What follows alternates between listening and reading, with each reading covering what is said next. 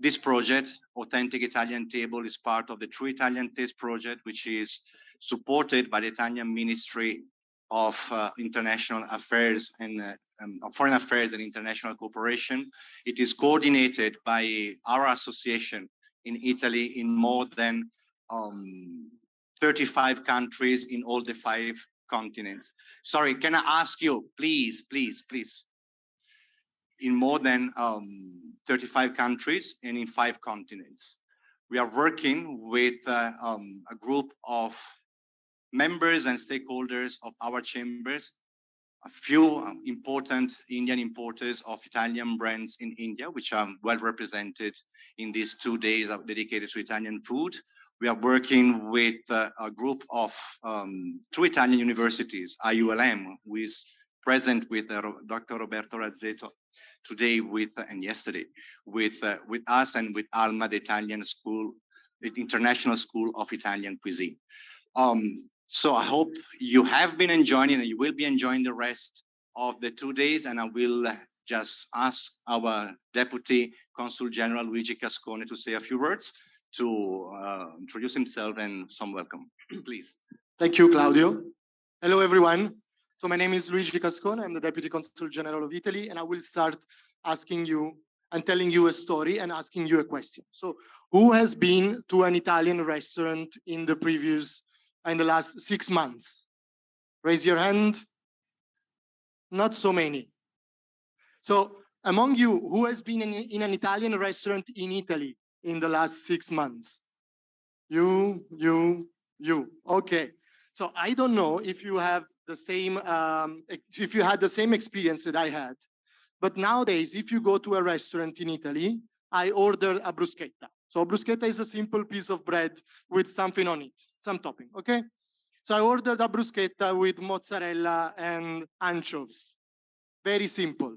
The waiter arrives and he brings me and say, okay, so this is some bread from a small city from Conversano in Puglia with a mozzarella from Sorrento, Campania. And then we have some anchovies that have been fished in Liguria Sea. I say, come on, I want to eat the bruschetta. Don't tell me about everything. So the idea is that now in Italy, when you go to a restaurant and every kind of food you have, every single ingredient, every single raw material, we have this value of asking ourselves, where does this mozzarella come from? Where does this bread come from? And it's not just a curiosity that we want to have. It's because if the mozzarella comes from Sorrento, it means that it's very good. If the mozzarella comes from Milan, it means that probably it's not that good. But if the bread is from Puglia, then it's a super bread. And you know, Italy is smaller than Maharashtra. We have half of the population of Maharashtra. So you can imagine how different are the things and the food in Italy. And this is why am I saying this in a speech on sustainability? Because sustainability means for us, for Italian producers and whoever produces Italian food, sustainability is not, some fashionable thing that you post on Instagram, some hashtag that you have somewhere, but it's part of the product because every person who is producing that bread, he's producing it in a specific town, in a specific country, in a specific territory, and they know where they are producing it. They know by name the people who are producing that bread. I will ask you some other question. Do you know where the milk come from? Where does the milk come from? Cow, right? Correct answer. I've asked this question in a FAO, Food Agricultural Organization in Rome. There were, let's say, British students, and they said the supermarket. It's true. Because actually, it depends. Our culture, the Indian culture with food, the Italian culture linked to food is we love our food. We know the food where it comes from. And this is sustainability. We don't think that that milk is a product of some huge industry, some huge factory that just produces. And now there are also for us, milk is the product of love, the love you have for your cow, the love you have. The bread is the product of the love you have for your agricultural business. So I just wanted to say these few things before giving the floor to our professor, just to give you some few datas and numbers that are very important. So, 15% of the agriculture production in Italy is organic, completely organic. 25% of the grapes used for producing Italian wines come from organic fields. And nowadays, you're young. There are a lot of young people here. The 15% of farmers in Italy are young people under 35.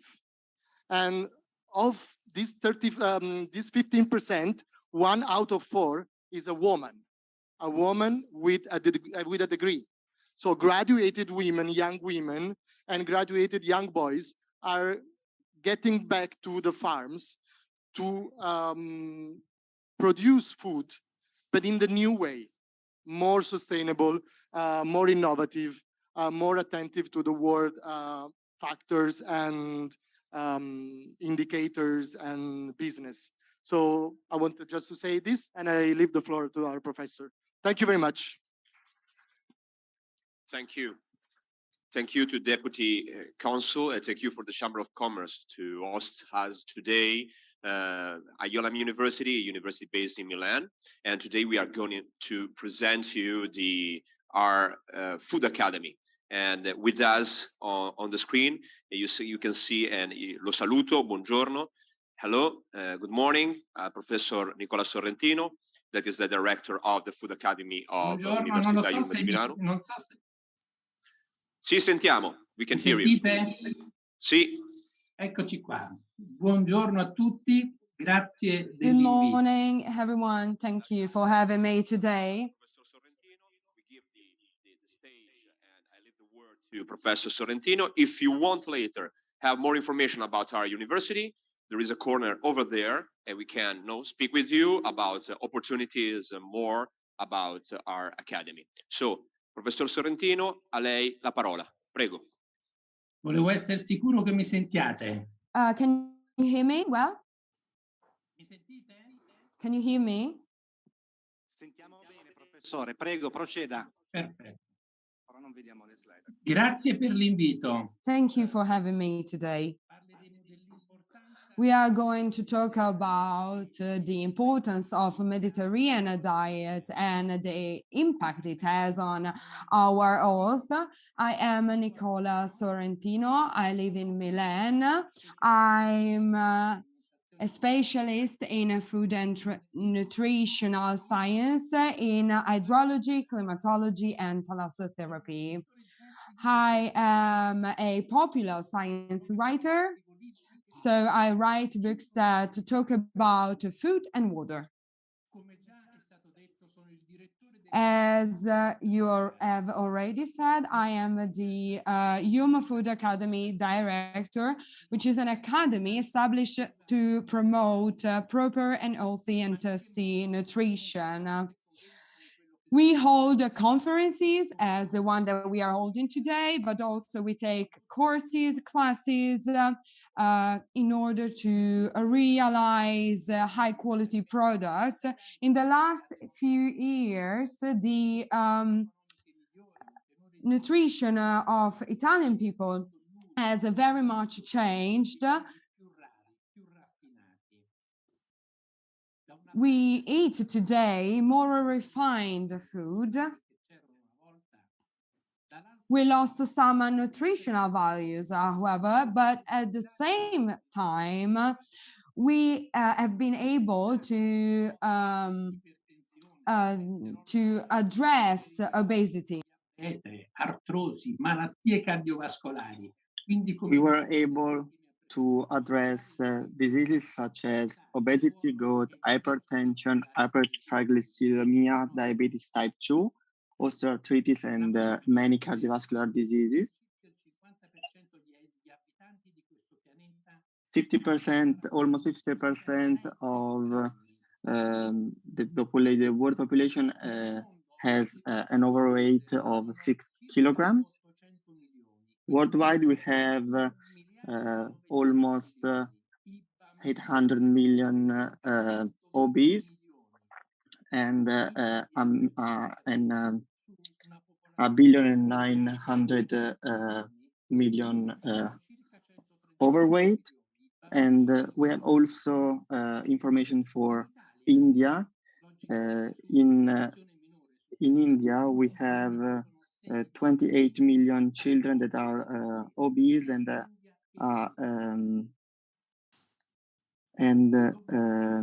in Italy we have 66 million children that are overweight. Obesity is a problem that refers also to the economic, social, and the healthcare dimension.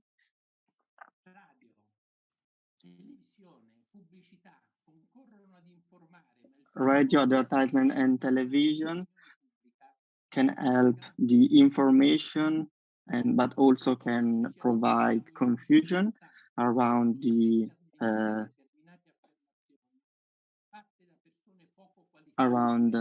food dimension. We receive too many information from subjects that can have an impact on the information and on our diet.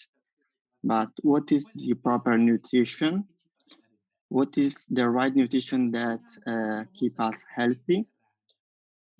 We are talking about the Mediterranean diet that is copied by every country in the world. You need to know that there are scientific evidences that says that the Mediterranean diet provides for lymphocyte T cells that increase the immune response. It is very important in our world to have a proper immune system and a proper immune response. The Mediterranean diet refers to the food pyramid that probably you all know. It is a new pyramid that has new products such as water, that today is considered as a food. Then we have nuts, then we have spices, milk, yogurt, and so on. There is also a subgroup that refers to sustainability, seasonability of food products. Also conviviality, so the affection, the affection and the manifestation of love inside family. Physical activity worldwide, we do not do enough exercise. So doing exercise counts as well as eating correctly, because it's improve our glucose tolerance, it controls blood pressure values, it controls blood cholesterol, and lowers the risk for many diseases. People that have a sedentary lifestyle worldwide are more than 3 million. Food and sports collaborate. They are very important. It is important to do exercise and to eat well. All the people that eat more than they should, even if they play sport, gain weight. So if you want to lose the abdominal fat, you should do 18 kilometers per week at a fast pace.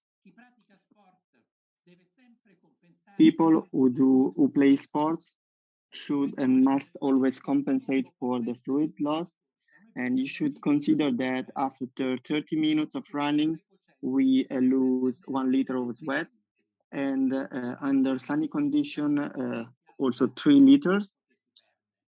And we need to remember that we should compensate for the fluid loss because it can reduce the cellular and muscle activity. So water is very important, and it is the base of the pyramid. It is important for respiration, digestion, circulation, hydration, waste elimination, target alimentation, and nutrient transport. If we have a 1% dehydration, and it is very common when, for example, we are tired or we are weary, and for example, you can notice it in your children when they exercise or they play football or sport. But it is also very common in old people that often are dehydrated, who drink more than 5 glasses of water can reduce by 30% the risk of heart attack or stroke. But how many water should we drink? We should drink 1 milliliter for each calorie that we eat.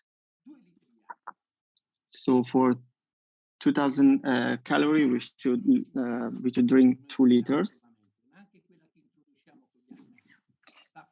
We need to consider not only the water that we drink, but also the water content in food. We have from 90 up to 90% in vegetable and fruits. Then we are in the first floor of pyramid, the fruits and vegetable products. They are fundamental for our health. They are rich in vitamins and vegetable fibers. They have few calories, and they have also antioxidant properties. We need to eat them 5 times a day. On the same floor, we have cereals. So bread, pasta, and rice. They need to be at least 50% of the daily caloric intake.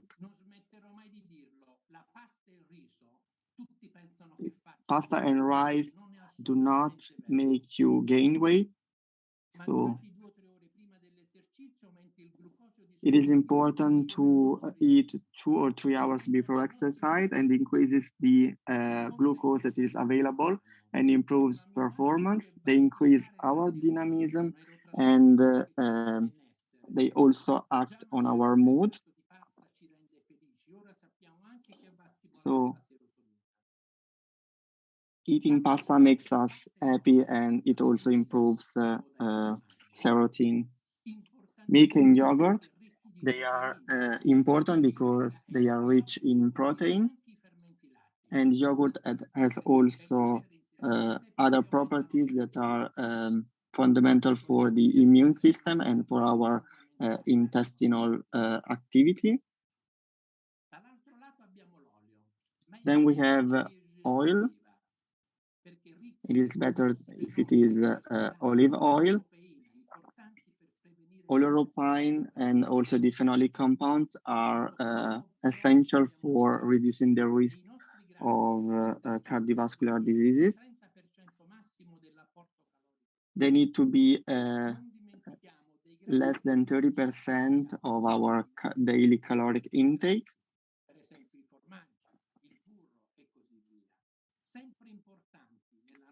They are fundamental in our Mediterranean culture, and they need to be controlled because they can contain and lead to cholesterol.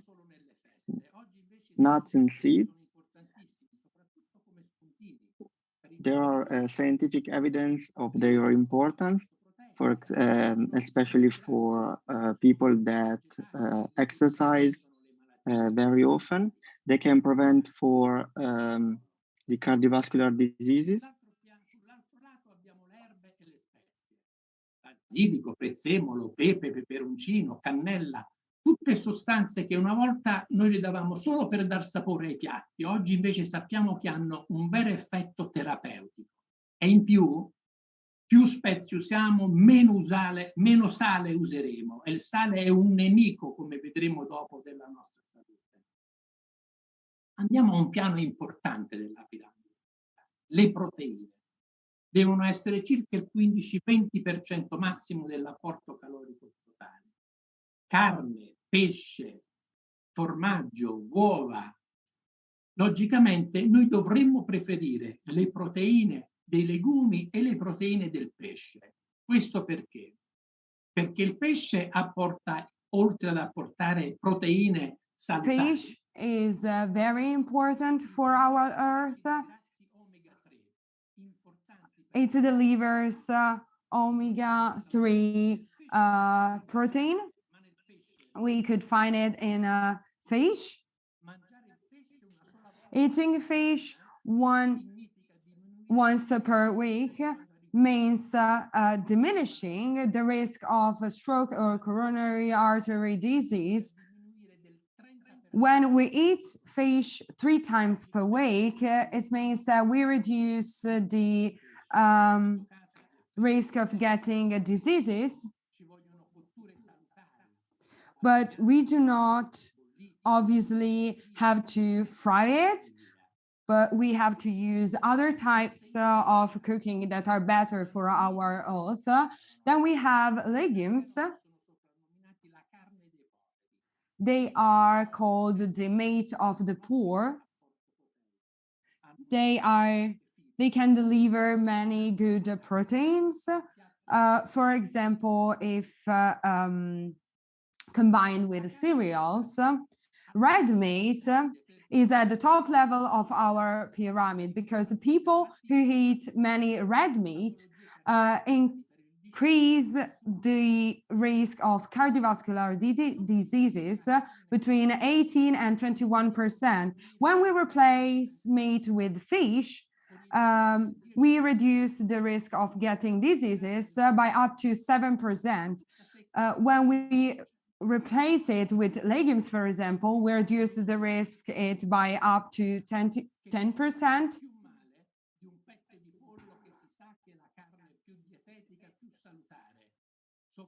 Chicken breast is the most healthy one, but we cannot say that red meat is always bad. For example, when we prepare a meal with red meat, tomatoes, for example. So what is important is the way in which we cook food and the amount of food that we eat. We should also prefer simple sugars. I want to talk now also about salt and wine. When we talk about salt, we talk about sodium. Salt is contained in junk food. It is the most dangerous food, even more than sugar, because it increases the risk of, for example, cardiovascular diseases, arterial hypertension.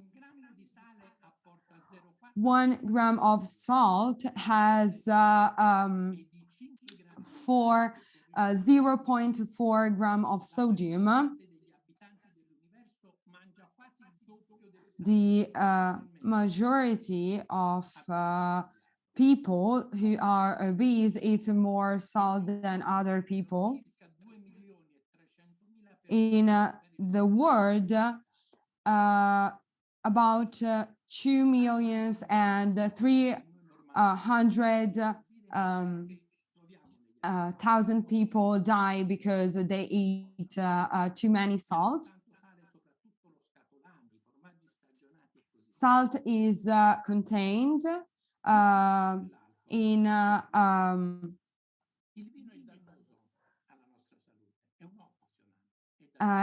foods that are not good for our health, but we should also talk about alcohol. It is harmful for us. But we have to say that a glass of wine is combined with the Mediterranean diet. We are used to drink wine in our daily life. It contains, for example, tyrosol, hydrotyrosol, but we should pay attention. The recommended doses are 1-2 glasses for women and 2-3 glasses for men. So we should pay attention to the amount of wine that we drink. We have also to remember that proper and balanced nutrition guarantees work efficiency, right growth, disease resistance, quality of life, and many other things. The IULM Food Academy